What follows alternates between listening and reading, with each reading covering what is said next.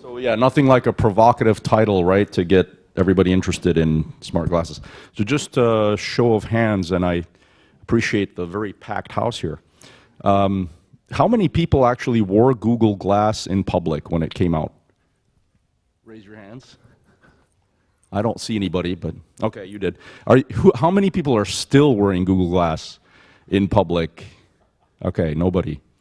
How many people are wearing other smart glasses in public? Nobody.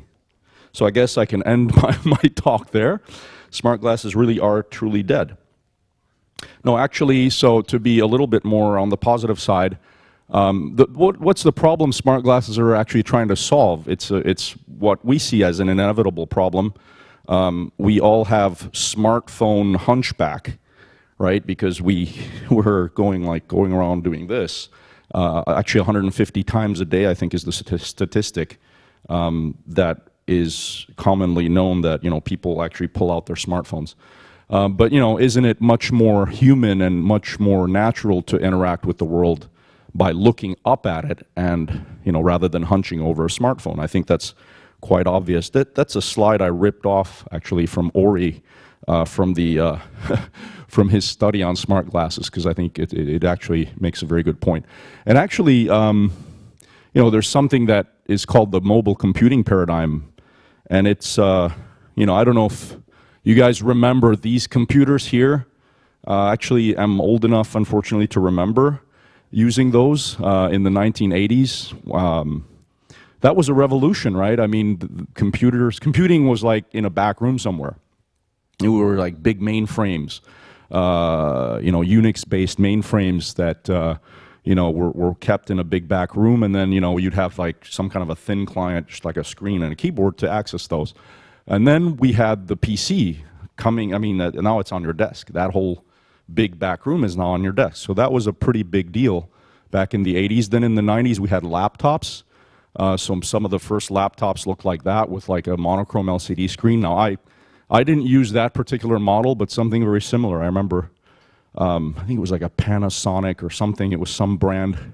That was like, wow, now that thing that was on my desk is now on my lap. And that just gave you a whole new, brought it to a new level of mobility. And then in the 2000s, we had, the smartphone revolution. Again, people can argue about when that really happened. That it happened with the iPhone. I beg to differ. I think it happened before that. The iPhone just made it, took it to the next level, as Apple obviously does with a lot of products. They just introduce a product that's already out there, but make it much better and much more compelling. And so, we're kind of still stuck in that smartphone era, aren't we? We all, how many people have smartphones? Okay, like everybody. So that's become ubiquitous. That's become a commodity. So what's the next step? What's in the near future? What is the next big computing paradigm? If you think about it, it's probably smart glasses, right? Anybody would logically make that assumption because the computer goes from your desk to your lap to your pocket, and it's probably going to go to your head next, and it's probably going to go in your head next. So the next big revolution is probably a brain implant, right? That sounds scary right now, but think about 50 years into the future, 100 years into the future. That is probably a likely possibility. But in the interim, there's probably something else. And a lot of people think it's smart glasses, right? It's the future of mobile computing.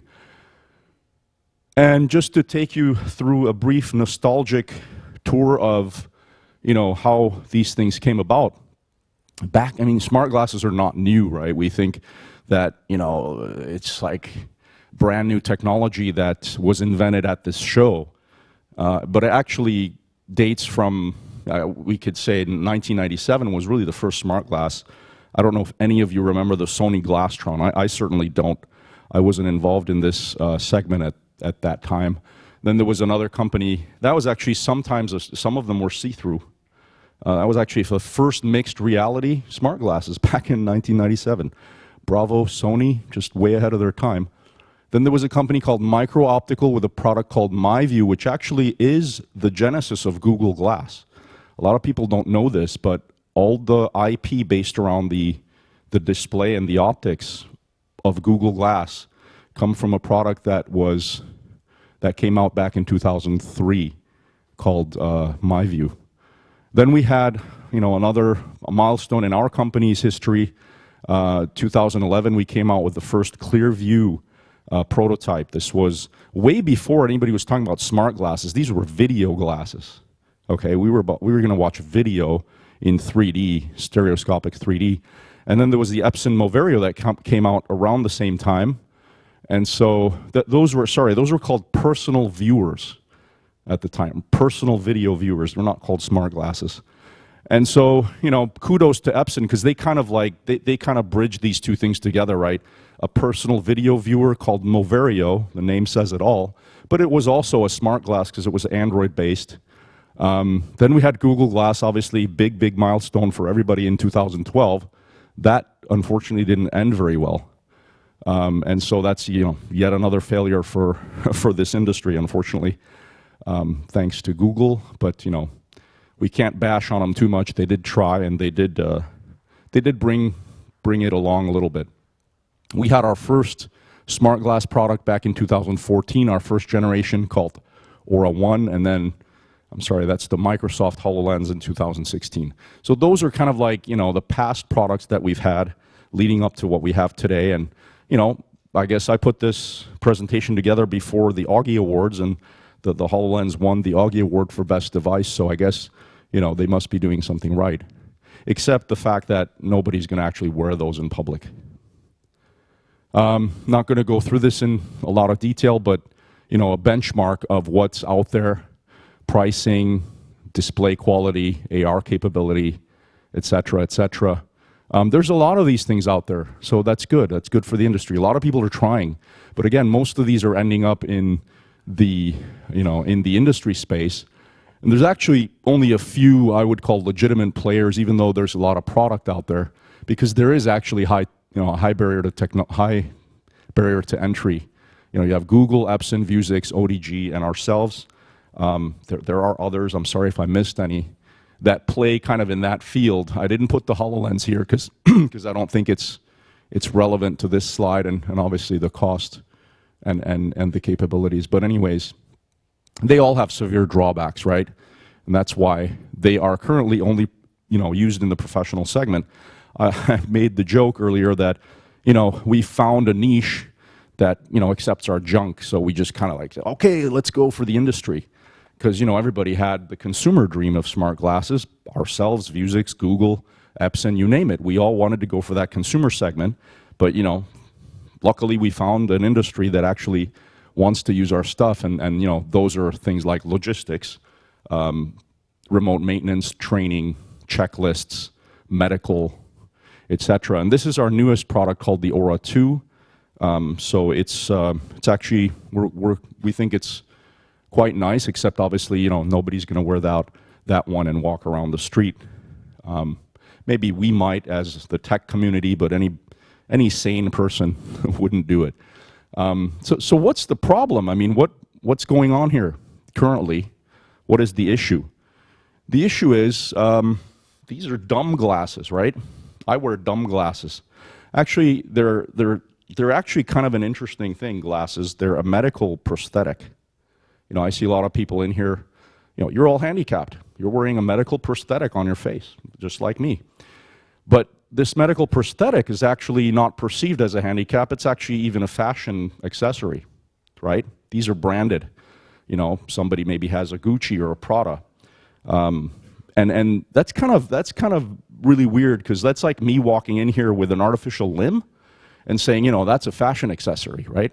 That's also a medical prosthetic. So the point I'm trying to make is the eyewear industry has come very, very far in pushing these things into like the realm of fashion. And I've seen people wearing glasses who don't even need them, without lenses or with blank lenses. That's like people wearing braces that don't need them. That's just ridiculous. But bravo to the eyewear industry for doing that. And these are, we could call them dumb glasses. They're pretty dumb. They don't do much except correct a visual defect. Except, that's a pretty attractive woman. I don't think she's got any defects at all. And these are smart glasses.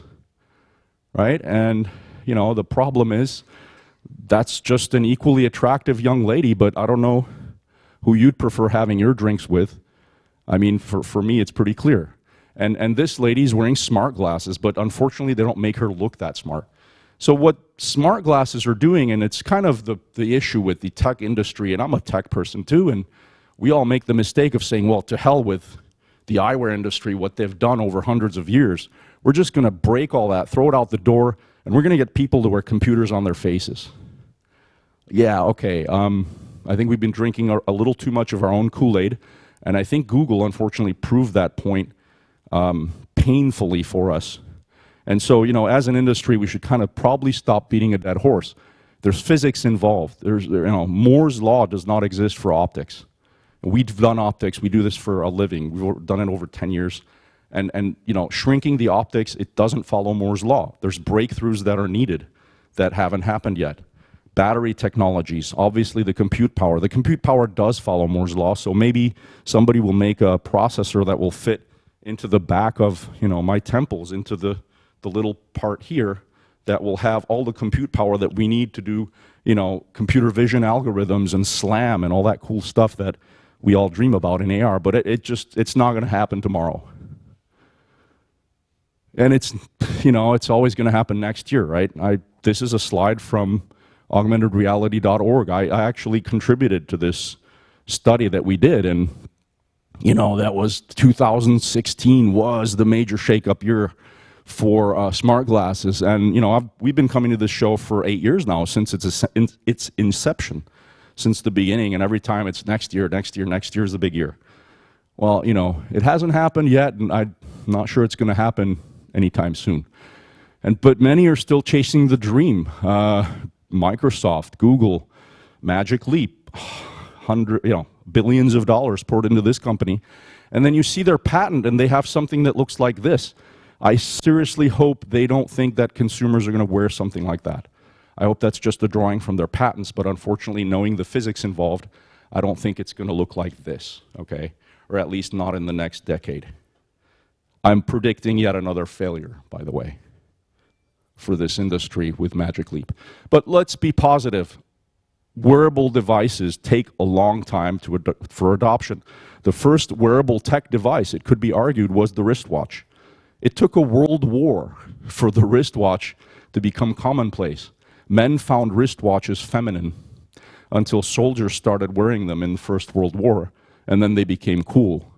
And the first wristwatch, I think, was invented in the 1800s.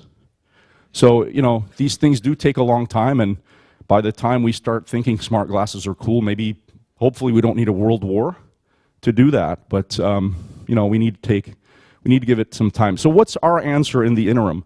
We think it's something other than smart glasses. Again, smart glasses are okay. We make them. They're good for industrial applications where it's not a beauty contest, it's a working tool. But in the interim, we still need to go after the consumer because we want to get an AR device into the consumer's hands so everyone here can do their job, right? And so our answer is something called the Aura X. And what's the point here? The point here, and I don't know if some of you got a demo of this at our booth, the point here is to say that, all the technology that we have to throw at this form factor, it's not going to be absorbed in here because it's just too difficult. There's not enough room. But there is a form factor out there that does have some more room, and it's a headphone, and actually they're big, they're bulky, and it's okay. They're actually a fashion accessory. So let's kind of ride that wave and get the technology onto that kind of a device. It's no longer worn on your face, it's worn on your head. That's a complete, that's a different paradigm. Wearing some computing on your face, I think, is not going to be accepted. Wearing computing on your head, it's already accepted. So that's our short-term answer, and we're going to sneak up on the consumer by giving them an entertainment device that doesn't look like a geeky smart glass, and then give them, well, so what do they do with headphones? They listen to music, and they'll continue to listen to music with headphones that have a display, but now they're going to be able to see stuff. They're going to see music videos, they're probably going to play games, and then we'll sneak up on them and give them the AR stuff that we really want, that everyone's really dreaming about, without them even knowing. And that's kind of our answer thinking out of the box. And it's actually a new wearable category that we're launching, blending audio and a display for a new wearable entertainment experience. Okay, what is that saying? That's saying that the headphone experience is actually old. It's about 35 years old. The Walkman invented that experience. Stereo sound that I have at home on my head in a mobile situation. That hasn't really changed much. It's time to disrupt that, and that's, I think, what we're going to do with this product. The use cases that we see, it's obvious. Watching video clips, especially music videos, streaming music videos, casual gaming, social, you know. I can take a picture, tweet it, send it to Instagram, whatever. Those are kind of the obvious use cases. I don't know if the video is going to work here. I think you're going to have to click on the video, or doesn't really matter. Can you click? Just click on the green thing. Nope.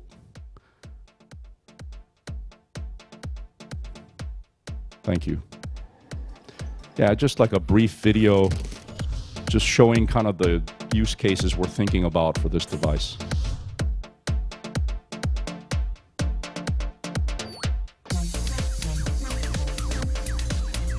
If you like the music, don't hesitate to get up and dance.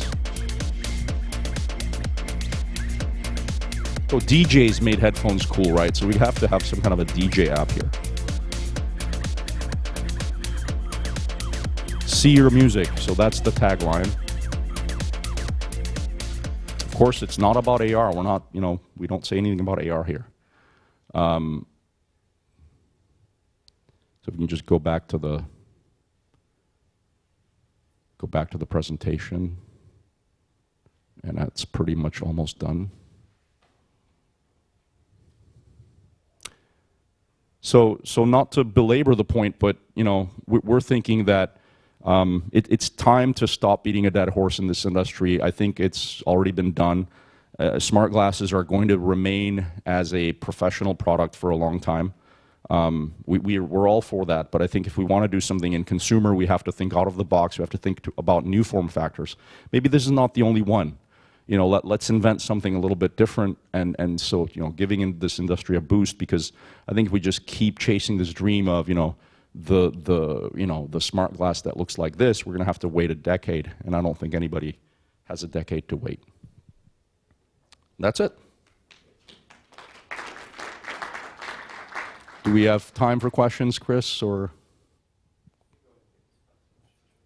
What is the selling price of ORX? Okay, great question. So it's not a shipping product yet. We're still working on it, but we are thinking about price. It's a price positioning thing. It's a headphone. High-end headphones sell for around $450, $400. So we're thinking we cannot price ourselves out of the demographic that we're targeting, and the demographic is youngsters, you know, 14 to 18-year-olds or 25-year-olds that actually wear these headphones today, that are not going to have, you know, $1,000 to throw at it, even though they buy iPhones for that much. They're probably not going to buy what they consider an accessory for more than that. They spend around like $250, $300, $350 on, you know, a pair of Beats. So we're thinking this is a little bit better, right? We're giving them Android, we're giving them a display, we're giving them a high-quality sound, and so we can price this at about $400, $450. You sure can. It's a matter of putting a second display on there, and you know, obviously our claim to fame is the display, even though we have a product vision, and so putting two displays is not a no-brainer. We just think that in a kind of first minimum viable product version, that's probably not necessary, but yeah, it's absolutely possible.